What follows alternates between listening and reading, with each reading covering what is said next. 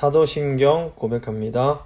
나는 전능하신 아버지 하나님, 천지의 창조주를 믿습니다. 나는 그의 유일하신 아들 우리 주 예수 그리스도를 믿습니다. 그는 성령으로 잉태되어 동정녀 마리아에게서 나시고 본디오 빌라도에게 고난을 받아 십자가에 못 박혀 죽으시고 장사된 지 사흘 만에 죽은 자 가운데서 다시 살아나셨으며 하늘에 오르시어 전능하신 아버지 하나님 우편에 앉아 계시다가 거기로부터 살아있는 자와 죽은 자를 심판하러 오십니다. 나는 성령을 믿으며 거룩한 공교회와 성도의 교제와 죄를 용서받는 것과 몸의 부활과 영생을 믿습니다. 아멘. 찬송가 446장입니다. 찬송가 446장 찬양하십니다.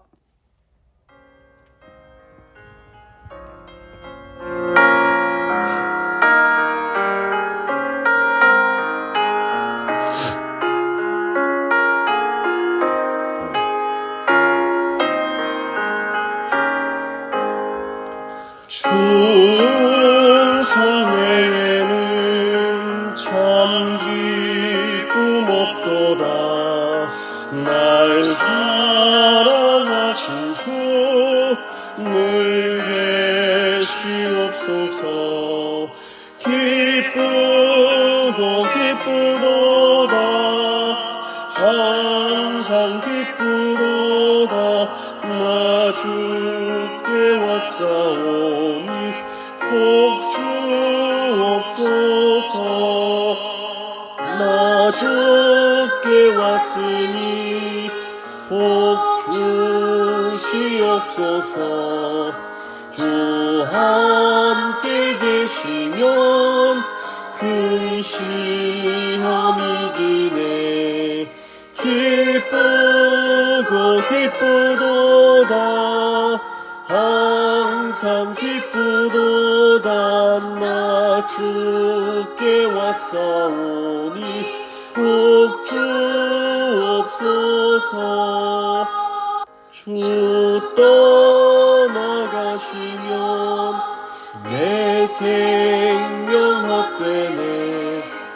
기쁘나 슬플 때 늘 계시옵소서. 기쁘도다 항상 기쁘도다. 나 주께 왔사오니 복주옵소서. 그 귀한 언약을 이루어 주시고 주 명령 따를 때 늘 계시옵소서. 기쁘도다 항상 기쁘도다. 나 주께 왔사오니 복주옵소서.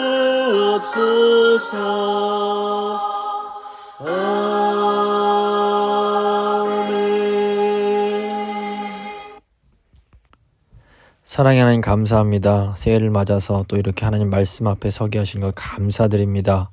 오늘 이제 시편 67편 말씀 통해서 하나님께서 저에게 복 주시기를 간구하는 아버지 그런 시편인데, 저희가 이 시간 정말 하나님께 복을 구하며 나아가는 그런 시간이 될 수 있도록 도와주시고, 또 저희가 주님께 받은 복을 어떻게 사용해야 하는지, 저희가 왜 복을 받아야 하는지 다시 한번 깨닫고 정말 주님께 간절히 복을 구하면서 또 그 복을 주님 기뻐하시는 대로 잘 사용하는 저희가 되는 그런 한 해가 될 수 있도록 주님 저희를 도와주십시오. 오늘 말씀 들으시는 성도들 한 분 한 분 가운데 성령님 찾아가셔서 오늘 말씀 통해서 정말 삶의 방향을 또 잘 재정립하는 그런 복된 시간 될 수 있도록 주여 함께하여 주시옵소서. 감사드리며 예수 그리스도의 이름으로 기도드립니다. 아멘. 오늘 주신 하나님 말씀은 시편 67편 말씀입니다. 시편 67편 말씀 제가 봉독해 드리도록 하겠습니다. 하나님은 우리에게 은혜를 베푸사 복을 주시고 그의 얼굴빛을 우리에게 비추사 주의 도를 땅 위에 주의 구원을 모든 나라에 알리소서. 하나님이여 민족들이 주를 찬송하게 하시며 모든 민족들이 주를 찬송하게 하소서. 온 백성은 기쁘고 즐겁게 노래할지니 주는 민족들을 공평히 심판하시며 땅 위의 나라들을 다스리실 것임이니이다. 하나님이여 민족들이 주를 찬송하게 하시며 모든 민족으로 주를 찬송하게 하소서. 땅이 그의 소산을 내어주었으니 하나님 곧 우리 하나님이 우리에게 복을 주시리로다. 하나님이 우리에게 복을 주시리니 땅의 모든 끝이 하나님을 경외하리로다. 아멘. 오늘은 시편 67편 말씀 함께 나누고 기도하도록 하겠습니다. 저희가 새해를 맞이하면서 새로운 시작과 하나님께서 복 주시길 소망하면서 기도를 합니다. 새해를 맞이해서 어떤 소망을 가지고 계신지 모르겠는데 저희가 이제 이번 주일에 소그룹 시간에 그 새해 소망에 대해서 함께 이제 나눴습니다. 우리가 하나님께 바라는 소망과 복은 우리의 어떤 개인적 또 뭐 가족의 관계 이런 행복을 넘어서 하나님 뜻 안에 있는 것이 되어야 됩니다. 그래서 오늘 본문인 시편 67편은 하나님께 복을 달라고 구하면서 시작을 합니다.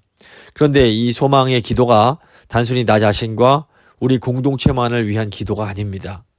이 시편은 선교적인 시각을 가지고 온 민족과 열방이 하나님을 알고 또 찬송하도록 하는데 초점이 맞춰져 있습니다. 그래서 우리도 우리를 통하여 열방이 하나님을 알게 되는 더 크고 영광스러운 하나님의 계획을 구해야 됩니다. 그래서 오늘 시편 67편은 우리가 새해를 맞아서 어떻게 기도하고 또 어떤 소망, 어떤 비전을 품어야 할지를 우리에게 알려줍니다.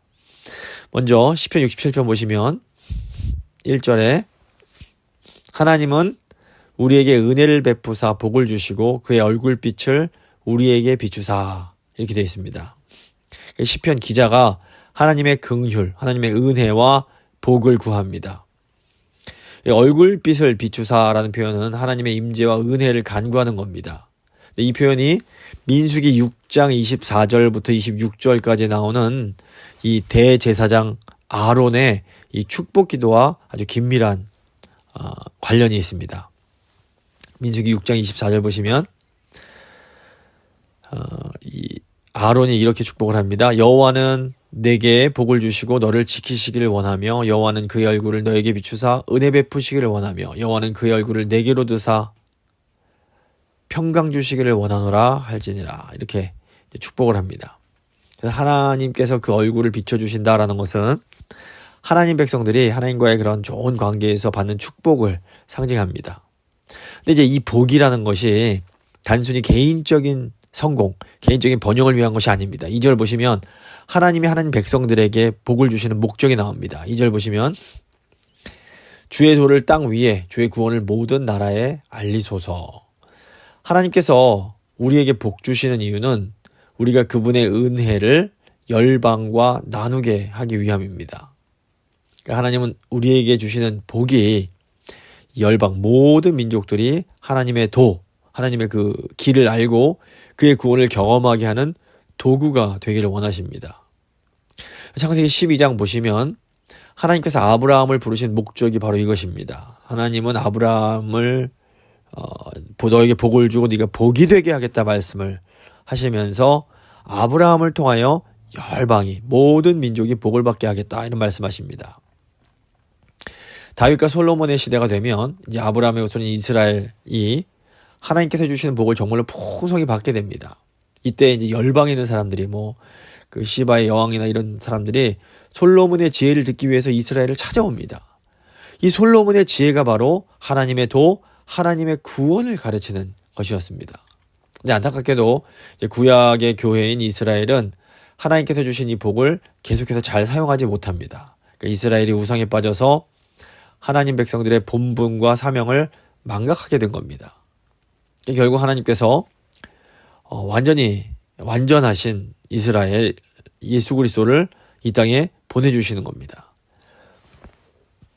그래서 교회는 믿음으로 예수 그리스도 안에서 새롭게 창조된 이스라엘이라고 볼 수 있습니다. 그래서 구약의 이스라엘이 있다면 신약에는 새 이스라엘인 교회가 있는 겁니다. 이 이스라엘의 사명은 하나님께서 주시는 복을 받고 그 복으로 열방에 하나님의 구원의 도를 알리는 겁니다. 이 기본적 원리는 뭐 구약시대나 신약시대나 조금도 변함이 없습니다. 그렇기 때문에 이제 새해를 맞은 우리가 하나님께 우리 교회 풍성한 복을 주시도록 간구를 해야 되는 겁니다. 그러니까 하나님 복 주십시오. 기도하셔야 됩니다. 그러니까 우리가 이게 복을 기원하는 신앙을 기복신앙 이렇게 부릅니다. 근데 이제 현대인들이 기복신앙을 굉장히 비판적으로 생각합니다.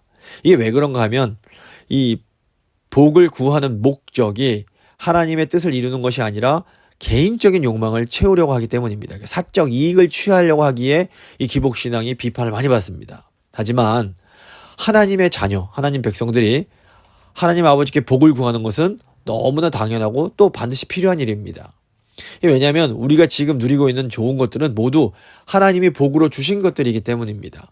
우리가 하나님의 뜻을 이루고자 하면 먼저 하나님께서 주시는 복을 받아야 됩니다.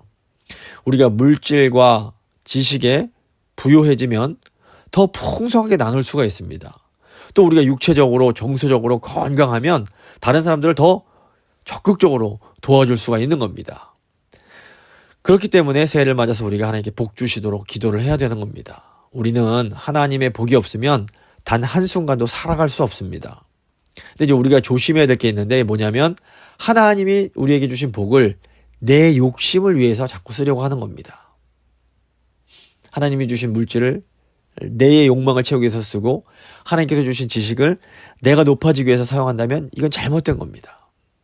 그렇다면 우리가 우리의 욕심을 이기고 하나님의 뜻을 행하려면 어떻게 해야 될까요? 우리가 진심으로 하나님을 사랑하는 사람이 되어야 됩니다. 보면 자녀를 정말로 사랑하는 사람은 자기가 가지고 있는 어떤 물질, 건강, 지식 이런 것들을 다 자녀를 위해서 씁니다.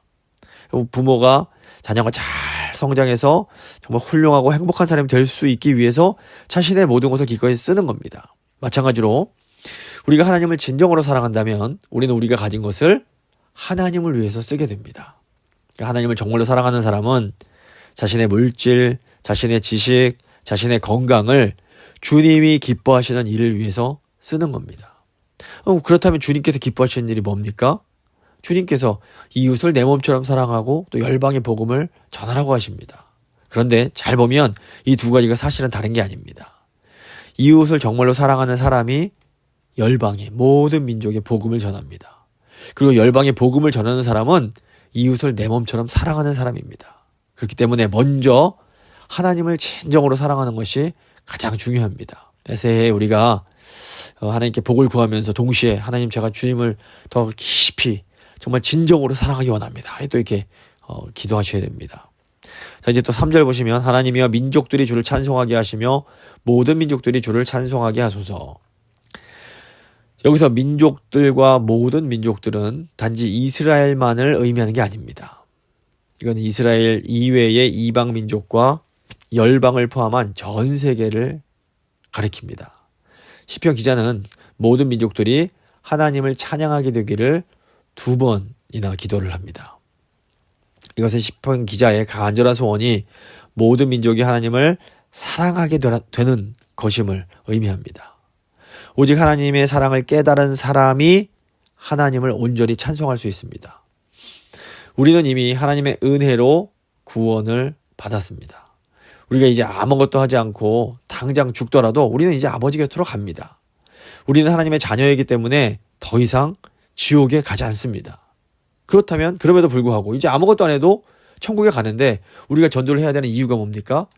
물론 이 전도란 것이 하나님께서 원하시는 것이고 하나님의 명령입니다. 그래서 하나님 백성은 하나님의 명령에 순종해야 될 의무가 있습니다. 하지만 우리가 전도하는 더 중요한 이유가 있습니다. 우리는 하나님 아버지가 우리를 너무 사랑하셔서 독생자를 보내주셨음을 믿는 겁니다. 이 사랑을 제대로 깨달은 사람은 이 사랑이 너무너무 크기 때문에 가만히 있을 수 없습니다. 좋은 의사를 만나서 병 고침을 받은 사람은 기회 있을 때마다 그 의사 선생님을 막 칭찬하면서 그 의사 선생님한테로 이렇게 가라고 사람들을 이렇게 추천을 합니다. 맛있는 음식점만 알아도 우리는 기회 될 때마다 그 음식점을 사람들에게 소개를 해줍니다. 하물며 하나님의 어마어마한 사랑을 경험한 사람은 이게 너무 좋기 때문에 가만히 앉아있을 수가 없습니다. 나만 알고 있기가 너무 힘들어서 가족들도 이 사랑을 경험하기 원하고 또 좋아하는 친구들도 좋아하는 지인들도 제발 이 하나님 사랑을 경험하기를 원하는 겁니다. 오늘 시편 67편을 쓴 이 시편 기자의 마음이 바로 이겁니다. 시편 기자가 복받기 원하는 마음이 다른 게 아닙니다. 다른 사람들도 내가 하나님께 받은 이 복을 받았으면 좋겠다, 이 마음이 있는 겁니다. 그래서 하나님 백성들이 먼저 복을 받고 그 복을 나눠줄 때에 그걸 통해서 사람들이 하나님의 사랑을 경험하게 됩니다. 이 복은 단순히 물질적인 것을 뛰어넘어서 모든 것을 포함합니다.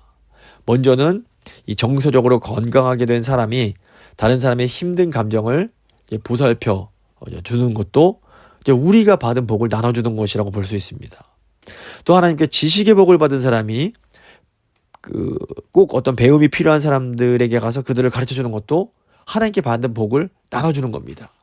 물론 또 여기에는 하나님께 물질의 복을 받은 사람이 그 물질로 다른 사람들을 섬기고 어려움을 돌봐주는 것도 또 포함이 됩니다. 그러니까 하나님께 복을 받은 사람들이 그 복을 나눠줄 때에 사람들이 그 사람의 말을 귀 기울여서 듣게 되는 겁니다. 하나님을 믿는 사람이 먼저 사랑해주고 먼저 베풀어줄 때 사람들이 하나님의 은혜를 경험하게 됩니다. 예수님께서 복음서 보시면 먼저 아픈 자들을 고쳐주시고 줄인 자들을 먹이신 이유가 바로 이 때문입니다. 먼저 고쳐주고 또 먹여주고 채워줘야 사람들의 마음이 이제 열리는 겁니다. 그러니까 우리가 경제적으로 낙후된 지역 사람들을 위해서 선교할 때도 마찬가지입니다. 우리가 그들에게 우리가 받은 것을 먼저 나눌 때 그분들이 하나님의 은혜를 경험하고 우리가 전하는 이 여호와의 도, 복음에 귀를 기울이게 됩니다. 그러므로 우리는 새해에 담대하게 하나님께 복 달라고 구해야 됩니다. 우리가 하나님께 복을 달라고 간구하는 이유는 나 혼자 잘 먹고 잘 살기 위해서가 절대로 아닙니다. 우리가 하나님께 복 달라고 구하는 이유는 그 복을 사람들에게 나눠주기 위해서입니다. 우리가 하나님의 복을 나눌 때에 우리 가족과 이웃이 우리를 통해서 하나님의 사랑과 은혜를 경험할 수 있습니다. 그리고 하나님께 마음이 열려서 하나님을 찬송할 수 있게 됩니다. 그런데 이제 우리가 아무리 하나님께 복 달라고 구해도 하나님이 복을 안 주시는 것 같은데요, 이런 질문을 또 하게 되는 경우가 있습니다. 그러니까 하나님이 우리가 복을 구할 때 복을 주시지 않는 경우가 크게 두 가지가 있습니다. 첫째로 우리가 복 받을 준비가 되지 않았을 때 하나님께서 우리에게 복을 주지 못하십니다. 예를 들어서 어린아이가 날카로운 칼을 사달라고 하면 부모는 그 아이의 요구를 들을 수가 없습니다. 그 칼이 아이를 상하게 할 수 있기 때문입니다. 그래서 우리가 준비되지 않으면 하나님께서 주시는 복 때문에 우리가 상할 수가 있습니다. 이럴 경우에는 기도해도 우리가 아무리 기도해도 하나님께서 주시는 복을 하나님께 우리에게 복을 주실 수가 없는 겁니다. 그러므로 이럴 때 어떻게 됩니까? 우리가 빨리 하나님의 복을 받을 수 있는 그릇을 준비를 해야 됩니다. 그걸 위해서 우리가 기도를 해야 되는 겁니다. 우리가 진정으로 하나님을 사랑할 수 있을 때, 그래서 하나님이 복을 주셔도 그 복을 내 욕심을 위해서 쓰는 것이 아니라 하나님의 나라를 위해서 쓸 수 있을 때 하나님은 반드시 우리에게 복을 주십니다. 두 번째, 하나님께서 어떤 하나님의 섭리 가운데 어떤 복을 주지 않으실 수도 있습니다. 가령 고린도후서 12장 보시면 사도 바울이 어떤 가시가 있었는데 이걸 하나님께 이 가시 제거해달라고, 건강의 복을 달라고 기도를 합니다. 근데 하나님 그 기도에 응답하지 않으십니다. 고린도후서 12장 7절부터 9절 보시면 여러 계시를 받은 것이 지극히 크므로 너무 자만하지 않게 하시려고 내 육체의 가시 그 사탄의 사자를 주셨으니 이는 나를 쳐서 너무 자만하지 않게 하려 하심이라.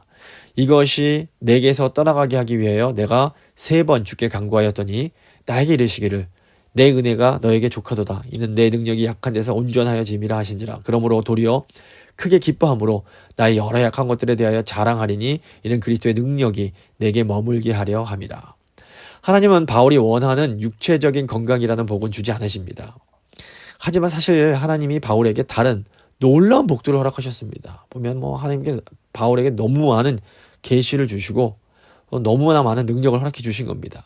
그러니까 하나님께서 바울에게 건강이라는 복을 주지 않으신 것은 다른 복들을 너무 많이 주셨기 때문입니다. 이 바울이 건강하기까지 했다면 바울은 정말 교만할 수밖에 없었던 겁니다. 하나님께서 우리를 그 누구보다 잘 알고 계십니다. 하나님은 우리 상황에 딱 맞는 그런 복을 허락해 주십니다. 그래서 우리는 우리가 받지 못한 복을 생각하면서 불평하고 불만하기보다는 우리가 하나님께 받은 많은 복을 세어보면서 감사해야 됩니다. 4절 보시면 온 백성은 기쁘고 즐겁게 노래할지니 주는 민족들을 공평히 심판하시며 땅 위의 나라들을 다스릴 것임이니이다. 하나님의 사랑의 특징은 공평하다는 겁니다. 세상 사람들이 가장 싫어하고 화내는 것이 바로 불공정하고 불공평한 대접받을 때입니다. 역사 속에서 많은 사람들이 이 공산주의에 이렇게 미혹을 당하는 것은 바로 우리 안에 있는 평등에 대한 어떤 갈망 때문입니다. 공산주의가 표면적으로 완벽한 평등을 추구합니다. 그런데 공산주의의 문제는 뭐냐면 하나님의 도움 없이 오직 인간의 힘으로 이 완전한 평등을 추구하려고 하는 겁니다. 그런데 이것은 말 그대로 허상에 불과합니다. 타락한 인간들이 만드는 사회는 절대로 평등해질 수가 없습니다. 인간적인 방법으로 이 완전한 평등이라는 이상을 추구하면 할수록 이상하게도 사회는 도리어 더 불평등해지고 더 고통스러워지는 것을 우리가 보게 됩니다. 그렇다고 우리가 이 평등에 대한 노력을 포기해야 되느냐? 그건 아닙니다. 성경 전체를 보면 하나님께서 공정과 공평을 얼마나 중요하게 생각하시는지를 우리가 알 수 있습니다. 성경의 원리를 따르게 되면 우리가 진정한 공정과 공평으로 나아갈 수 있습니다. 이 세상 나라에서는 힘 있고 돈 있는 사람들이 더 이렇게 유리합니다. 그래서 힘 없고 돈 없는 사람들은 늘 어떤 억울함을 경험하게 됩니다. 그래서 공산주의는 이 가진 자들, 힘 있는 자들을 악마화하고 가지지 못한 자를 절대적으로 선한 자로 취급을 합니다. 공산주의는 가난한 자들을 향해서 많이 가진 부자들을 향한 분노가 정당한 것이다 이렇게 말을 합니다. 그래서 공산주의를 움직이게 만드는 근본적인 힘이 바로 이 가진 자들을 향한 증오라고 볼 수 있습니다. 그리고 공산주의는 목적만 옳다면 어떤 수단과 방법을 사용해도 괜찮다 이렇게 말을 합니다. 그러니까 공산주의는 목적을 이루기 위해서는 거짓말 또 폭력 이런 것들을 합리화하고 정당화합니다. 공산주의가 지향하는 평등이라는 이상이 아무리 좋은 것이라 해도 이 증오와 거짓말, 폭력을 정당화하는 것은 이건 분명히 잘못된 겁니다. 근데 구약 율법을 보시면 공동체와 개인이 함께 노력해서 가난한 자, 약자들을 잘 보호하고 돌봐줄 것을 매우 강조합니다. 하지만 그렇다고 해서 율법이 부자는 무조건 악하고 가난한 자는 무조건 선하다 이렇게 말하지도 않습니다.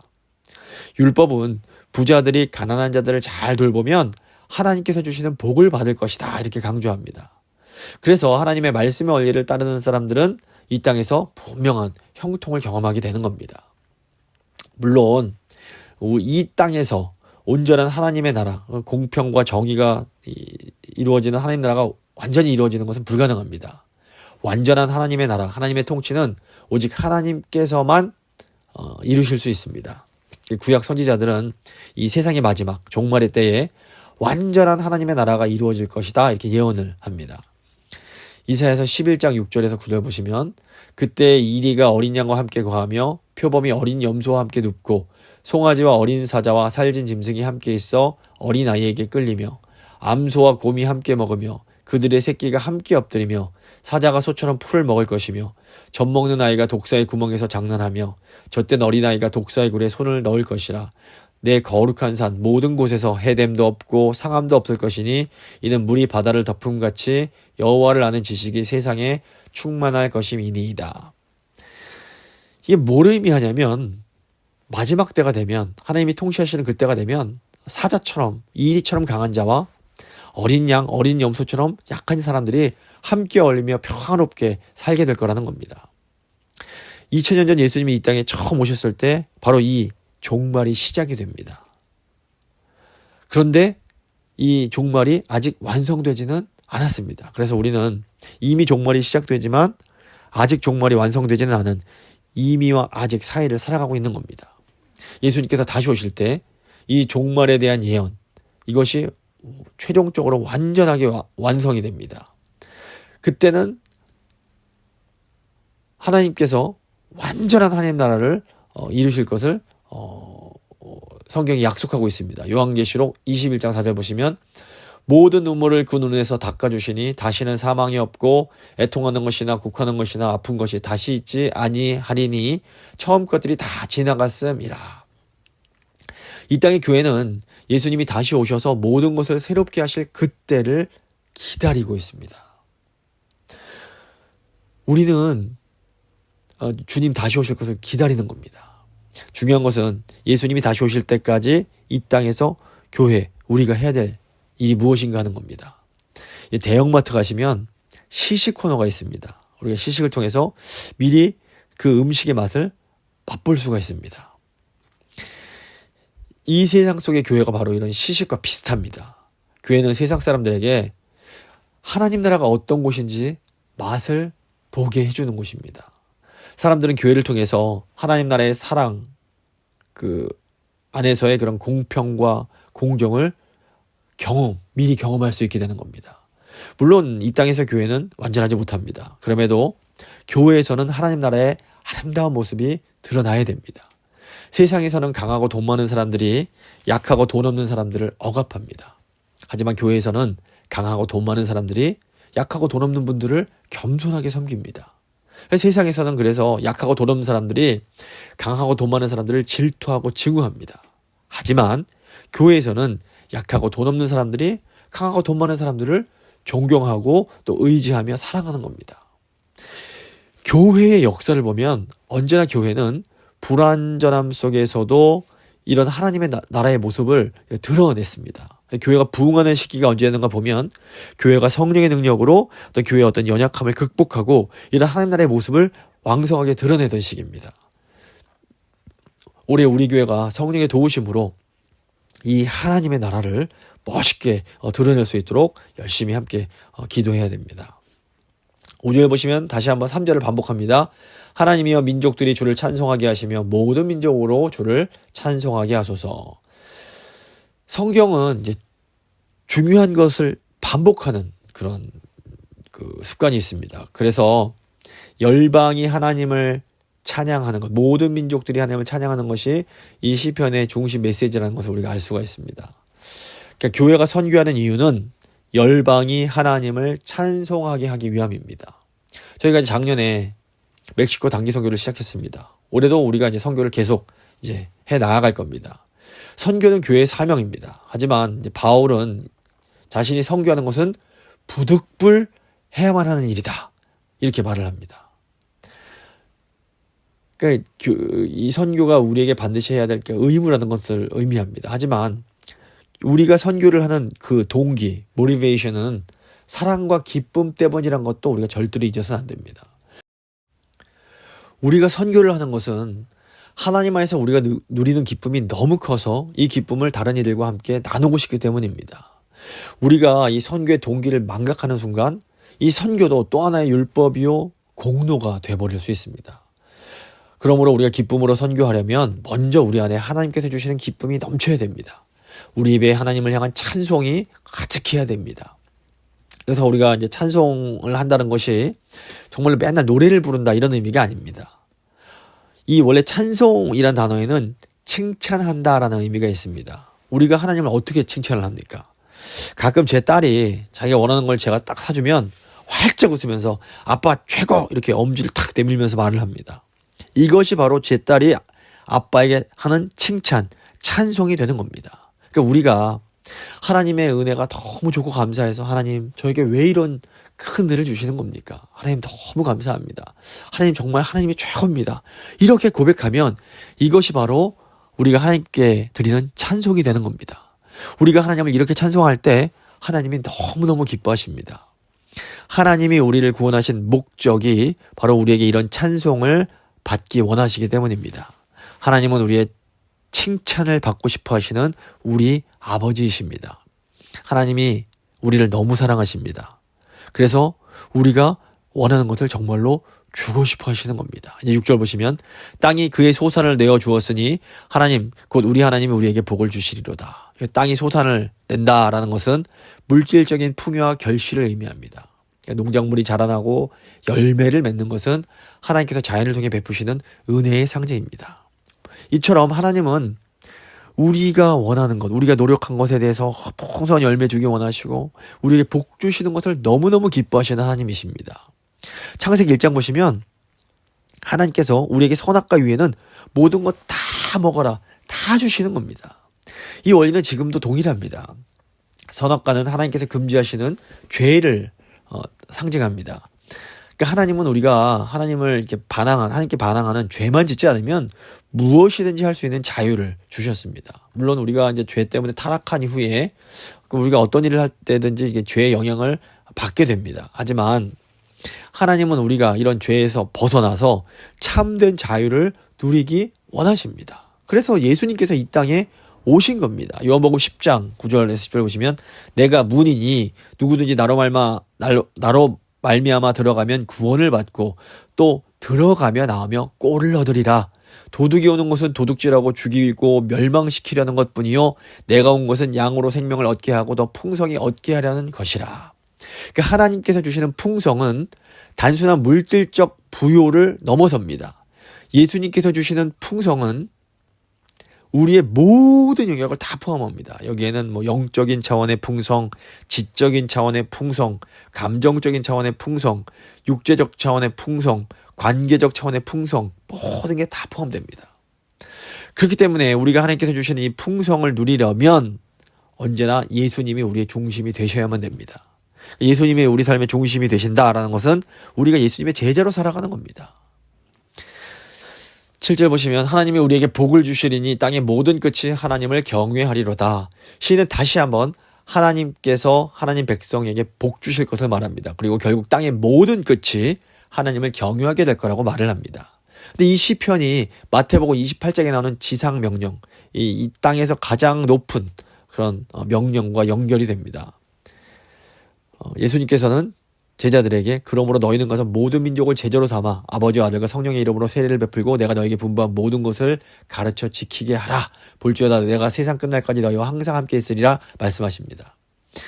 그러니까 예수님께서 모든 민족 제자 삼아 땅끝으로 가서 복음을 전하라고 하십니다.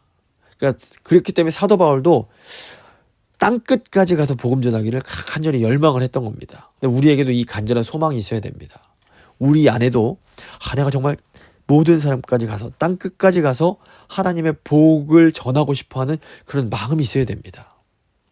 우리가 땅끝까지 가서 복음을 전하려면 먼저 우리가 하나님께서 주시는 복을 받아야 됩니다. 그러므로 새해에 우리가 경제적으로도 어려움이 없고 지식적으로도 부족함이 없고 정서적으로도 건강하고 관계에도 어려움이 없을 수 있도록 간절히 기도하셔야 됩니다. 그리고 우리가 이제 하나님께 받은 복을 가지고 땅끝으로 가서 그 복을 우리가 함께 나눠야 됩니다. 올 한 해 하나님 우리 교회 우리 성도님들 한 분 한 분에게 풍성한 복을 주시도록 함께 간절히 기도해 주시기 바랍니다. 이 시간 한번 이제 이 시편 67편 말씀 붙잡고 기도할 때 하나님 저희 교회에 복을 주십시오. 저에게 성도님들 한 분 한 분 가운데 그 가정 가운데 일터 가운데 아버지 풍성한 복을 내려주십시오. 그래서 저희가 이 복을 가지고 땅끝까지 가서 하나님의 복을 나누고 하나님을 경외하는 그런 주의 도를 가르칠 수 있도록 좀 저에게 힘과 능력 더하여 주시옵소서. 한번 간절한 마음으로 기도하겠습니다.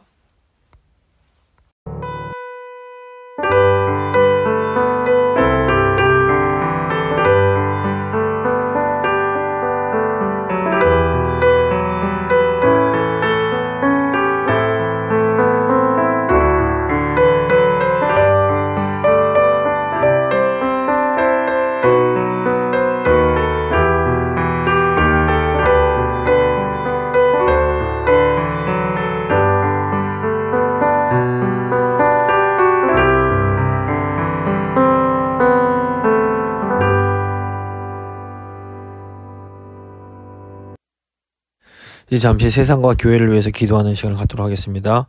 뭐 뉴스에서 보셨겠지만 1월 7일부터 이 산불이 크게 나서 지금 2명이 사망을 했고 여러 이제 그 구조물들이 소실이 됐다고 합니다. 그래서 뭐 지금 그 유니버설 스튜디오 같은 이런 시설도 폐쇄가 된 상황인데 무엇보다 먼저 빨리 하나님께서 은혜 주셔서 이런 산불이 잡힐 수 있도록 기도해 주시고 동시에 그 지역에 사는 사람들 안전 위해서 하나님 긍휼히 여겨달라고 주님의 긍휼이 필요하다고 저희가 이 LA 지역에 있는 지금 산불 위해서 한번 간절한 마음으로 기도하도록 하겠습니다.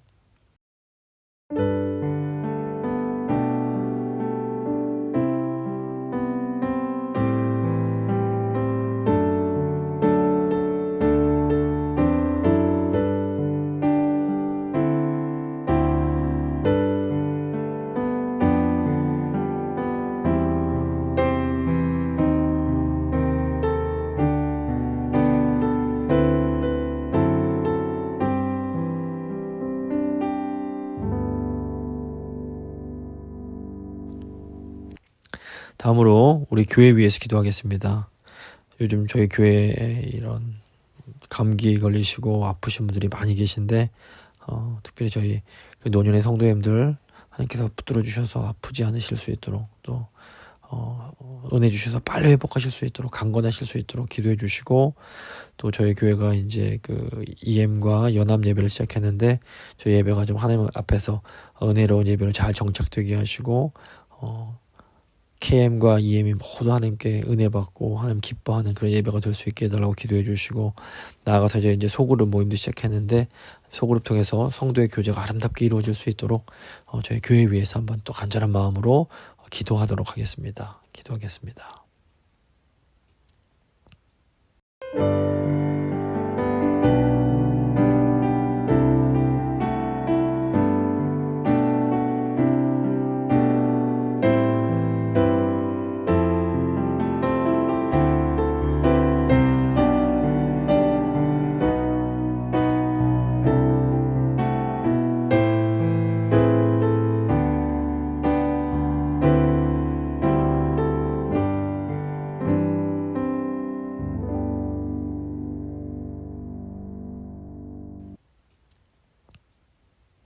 이제 마지막으로 전 세계 지도자들과 전 세계 교회 그리고 재건교회에서 기도하겠습니다. 전 세계 지도자들이 하나님 경외하는 마음으로 나라를 다스릴 수 있도록 기도해 주시고, 또 전 세계에 있는 그런 교회와 또 그 성도들 그리고 선교사들 사역하는 사역자들 위해서 하나님 은혜 베풀어 달라고, 이 마지막 때 저희 예수님 기다리고 있는 이때에 하나님 은혜 주셔서 복음의 사명 잘 감당하는 교회들 될 수 있게 해달라고, 그리고 마지막으로 한국에 있는 재건교회 그리고 미주에 있는 재건교회들 위해서 하나님께서 재건교회에게 맡기신 사명이 있는데 이 사명 잘 감당하는 재건교회들 되게 해달라고 한번 간절한 마음으로 기도하도록 하겠습니다. 기도하십니다.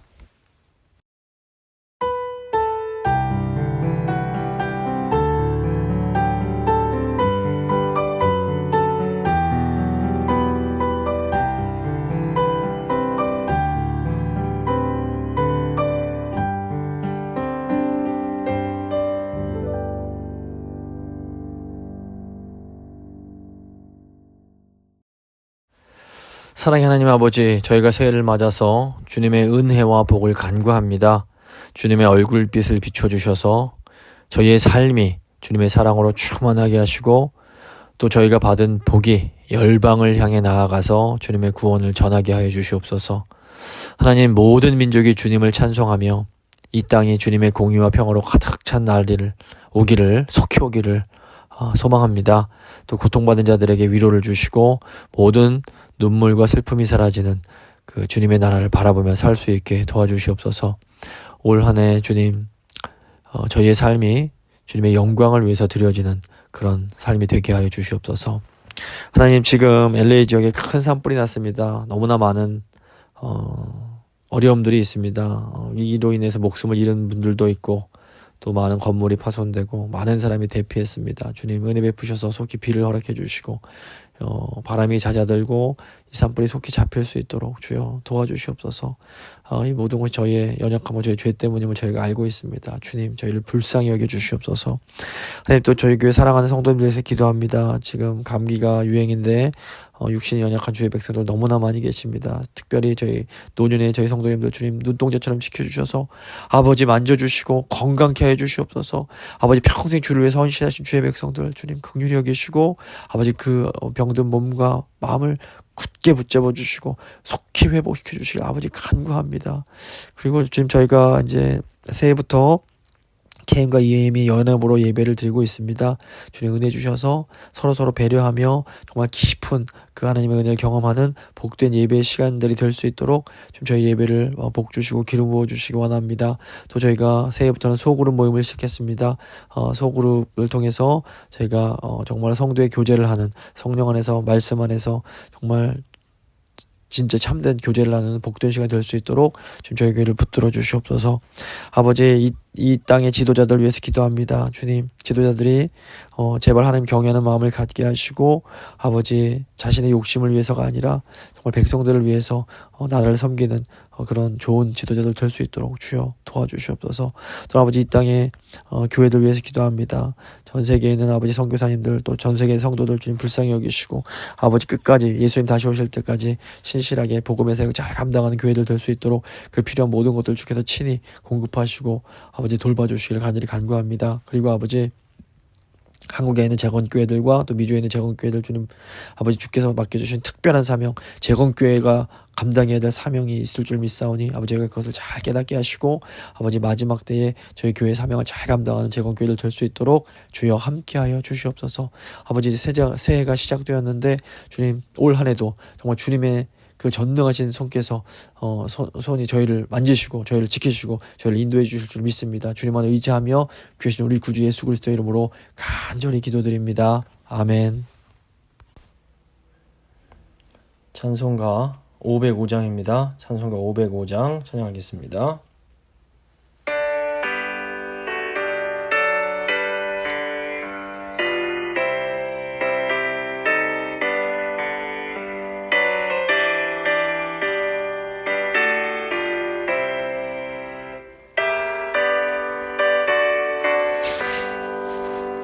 온 세상 위하여 나 복음 전하리. 만 백성 모두 나와서 주 말씀 들으라. 죄주에 빠져서 헤매는 자들아, 주님의 음성 듣고서 너 구원받으라. 전하고 기도해 매일 증인 되리라. 세상 모든 사람 다 듣고 그 사랑 알도록 온 세상 위하여 이 복음 전하리.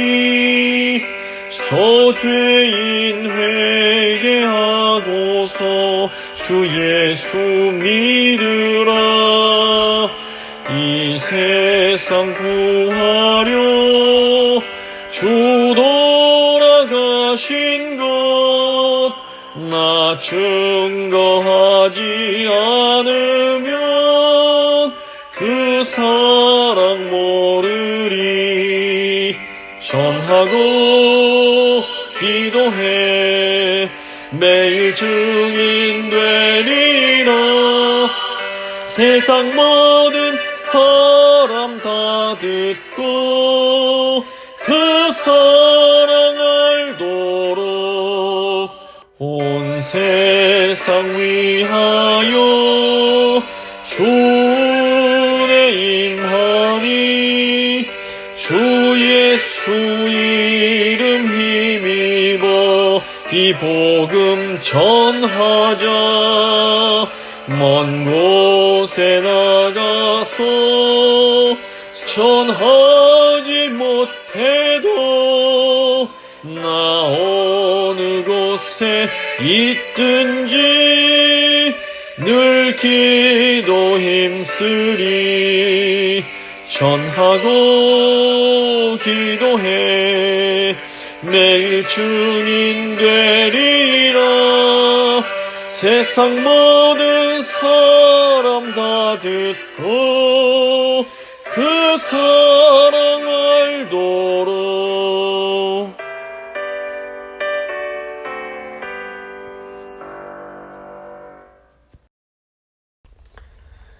주님 가르쳐 주신 기도로 예배 마치도록 하겠습니다. 하늘에 계신 우리 아버지, 아버지의 이름을 거룩하게 하시며 아버지의 나라가 오게 하시며 아버지의 뜻이 하늘에서와 같이 땅에서도 이루어지게 하소서.